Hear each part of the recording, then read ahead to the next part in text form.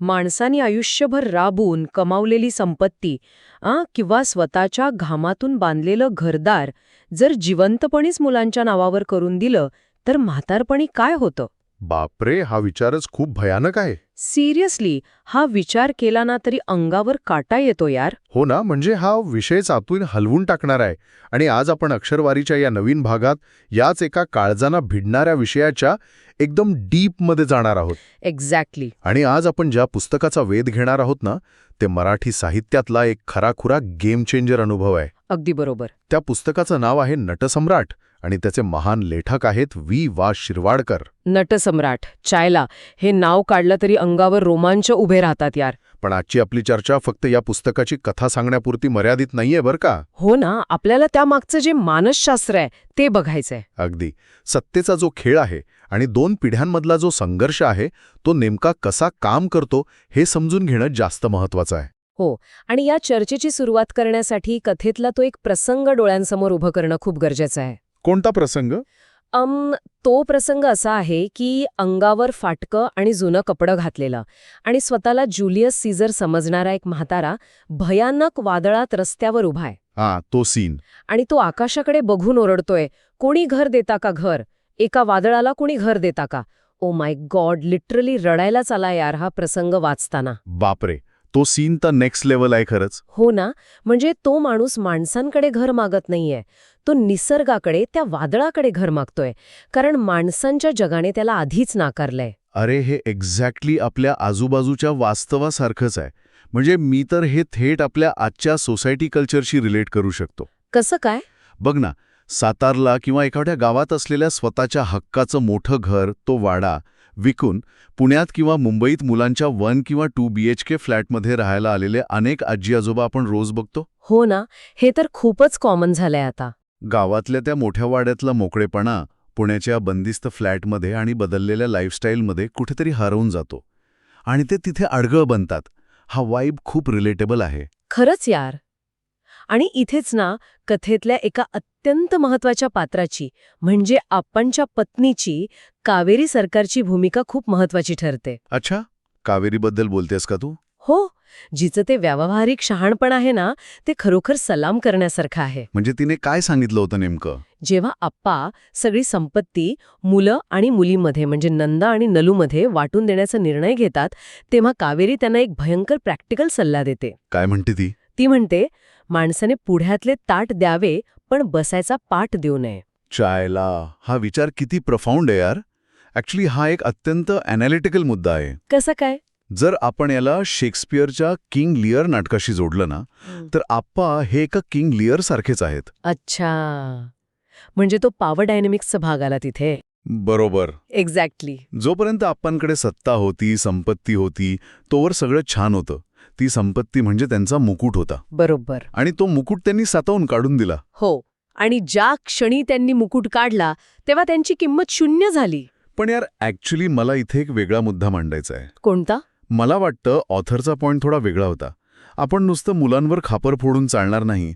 मुलं म्हणजे नंदा, नलू आणि सून शारदा पूर्णपणे वाईट नव्हती. असं कसं म्हणू शकतोस तू? हे बघ, प्रॅक्टिकली विचार करूया. आप्पांचा स्वभावच मुळात असा होता की ते घरातही नटसम्राट असल्यासारखेच वावरायचे. म्हणजे काय करायचे? थिएट्रिकल डायलॉग मारणं, शिव्या देणं, मोठ्याने बोलणं. आजच्या मॉडर्न फ्लॅट संस्कृतीमध्ये कुणालाही ते ॲडजस्ट करणं कठीण गेलं असतं ना. अरे काहीतरीच काय बोलतोयस, नीट वाचलं नाहीस का पुस्तक? नाही, म्हणजे प्रॅक्टिकल लेवलवर बघायला गेलं तर. मुलं आणि सून काही म्हणत यार, ते त्यांचे आईबाप आहेत. त्यांनी घराचा उकिरडा केला तरी काय, त्यांना घरातून बाहेर काढायचं? ओके, शांत हो. नाही, म्हणजे ज्या बापाने आयुष्यभर कष्ट करून लहानाचं मोठं केलं त्याला म्हातारपणी मॅनर्स शिकवायचे, हा कुठला न्याय? मान्य आहे यार मला. सांग तुझं व्हर्जन ऐकूयात आपण. बघ, हा फक्त पैशांचा वाद नाहीये, हा 2 पिढ्यांमधला आणि माइंडसेटचा संघर्ष आहे. आप्पांचा स्वभाव थिएट्रिकल होता, हे मलाही मान्य आहे. तेच तर मी म्हणत होतो. पण तो प्रसंग आठव ना, जेव्हा त्यांना आपली नात ठमी हिला लावणी शिकवायची असते जुन्या काळातल्या नटासाठी कला ती कला असते. हो, आणि सून शारदाला तो गावंढळपणा वाटतो. एक्झॅक्टली. शारदाला वाटतं हा म्हातारा मुलीला बिघडवतोय. आपल्या हाय सोसायटीच्या घरात ही तमाशाची भाषा नकोय. अच्छा, म्हणजे हा अर्बन विरुद्ध रुरल असा संघर्ष आहे तर? हो ना, हा माइंडसेटचा गॅप खूप विषारी ठरतो. सिरियसली, माइंडसेट पूर्णपणे बदलला माझा हे ऐकून. हा केवळ व्यक्तींमधला वाद नाहीये, हा 2 जीवनशैलींमधला संघर्ष आहे. अगदी खरंय. आणि यात एक गोष्ट प्रकर्षाने जाणवते. अपेक्षा हेच दुःखाचं मूळ आहे. आपण मुलांना जन्म देतो म्हणजे ते आपल्या म्हातारपणाची FD नाहीत. हां, फिक्स डिपॉझिटचा संदर्भ खूपच अचूक आहे बघ. आपण पैसे गुंतवतो आणि म्हातारपणी त्यांनी व्याजासकट प्रेम द्यावं, ही जी ट्रान्झॅक्शनल अपेक्षा असते ना, तीच माणसाला मारते. हो, आणि आपणनी सगळं दिलं पण जेव्हा आदर मिळाला नाही तेव्हा त्यांचा अहंकार दुखावला गेला. अगदी बरोबर. आणि मुलीकडे म्हणजे नलूकडे राहायला गेल्यावर जेव्हा चोरीचा आळ येतो ना, तो प्रसंग तर भयानक आहे. बापरे, तो सीन लईच डेंजर आहे. स्वतःची मुलगी बापावर चोरीचा आळ घेते. हो, आणि त्या धक्क्याने कावेरीचा मृत्यू होतो. हा पूर्ण कथेतला टर्निंग पॉइंट आहे. कावेरीचा मृत्यू हा आप्पांसाठी सगळ्यात मोठा धक्का असतो. तिथे तो संवाद आहे बघ. बायको म्हणजे बंदर असतं नवऱ्याच्या जहाजासाठी. हो, हा संवाद काळजाला भिडतो यार. म्हणजे बाहेरच्या जगाशी लढताना माणसाला एक अँकर लागतो. कावेरी गेल्यावर आप्पांचं ते बंदरच कायमचं हिरावून घेतलं जातं आणि जहाज भरकटतं. खरंच यार. अरे थांबा, इतक्या डीप गप्पा सुरू आहेत पण अजून सबस्क्राईब नाही केलं अक्षरवारीला. हो ना, पटकन करून टाका. आत्ताच करा. दर आठवड्याला असाच एक भारी भाग घेऊन येतो आपण. नोटिफिकेशन ऑन ठेवा. सिरियसली, एकदम फ्री आहे, करून टाका. तर आपण कुठे होतो? हां, कावेरीच्या मृत्यूनंतर आप्पा निराधार होतात. हो, आणि ते पूर्णपणे भ्रमिष्ट होऊन घर सोडून रस्त्यावर येतात. आणि इथेच कथेतला सर्वात मोठा गेम चेंजर मोमेंट पाहायला मिळतो. म्हणजे रस्त्यावरची माणुसकी ना. एक्झॅक्टली. जेव्हा आप्पा रस्त्यावर येतात तेव्हा त्यांना आसरा देणारा स्वतःचा मुलगा नसतो, तर राजा नावाचा एक बूट पॉलिश करणारा पोरगा असतो. बापरे, हा उपहास किती मोठा आहे यार. आणि त्यांचा जुना नोकर विठोबा तो आप्पांबद्दल निष्ठा दाखवतो. यातून काय समजतं? काय? रक्ताची नाती जिथे संपतात ना, तिथे माणुसकीची नवीन नाती सुरू होतात. ज्या समाजासाठी आप्पांनी आयुष्यभर अभिनय केला, तोच समाज शेवटी त्यांना ओळखायलाही नकार देतो. हो ना. थिएटर बाहेरचे लोक त्यांना वेड्यात काढतात. ती केवढी मोठी शोकांतिका आहे.